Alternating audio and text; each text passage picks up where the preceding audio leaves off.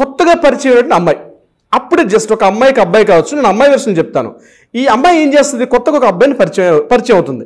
ఏదో రకంగా social media platform కావచ్చు, లేకపోతే ఏదో ఒక ఫ్రెండ్, అంటే ఒక ఫ్రెండ్ అకేషన్కి వెళ్ళారు, ఎక్కడికో వెళ్ళేటప్పుడు ఒక ఫ్రెండ్స్లో ఒక అబ్బాయి జస్ట్ స్మైల్ ఇచ్చుకున్నారు, మాట్లాడుకున్నారు, జస్ట్ మొబైల్ ఎక్స్చేంజ్ చేసుకున్నారు. ఎక్స్చేంజ్ చేసుకున్న తర్వాత అక్కడ స్టార్ట్ అవుతుంది సార్ ఈ ఫ్లడ్ లైటింగ్. ఇమీడియట్గా నైట్ ఎప్పుడో ఫోన్ చేస్తాడు. ఆ రోజు అమ్మాయి హాస్టల్లో ఉంటుంది, ఆ అబ్బాయి కూడా హాస్టల్లో ఉంటాడు. ఎప్పుడో మిడ్-నైట్ 11:30 ఫోన్ చేస్తాడు. అక్కడ ఫోన్ చేసేటప్పుడు ఏం చేస్తున్నావు, అయిందా డిన్నర్, ఇది ఫస్ట్ స్టార్ట్ అవుతుంది సార్. అయిందా డిన్నర్ అంటే పర్సనల్ కేరింగ్ స్టార్ట్ అవుతుంది. అక్కడ స్టార్ట్ అయిన తర్వాత ఈ అమ్మాయి కూడా ఖాళీగా ఉంది హాస్టల్లో, జస్ట్ అన్ఎక్స్పెక్టెడ్గా వచ్చింది ఖాళీగా, రెస్పాండ్ అవుద్ది ఆ అమ్మాయి కూడా.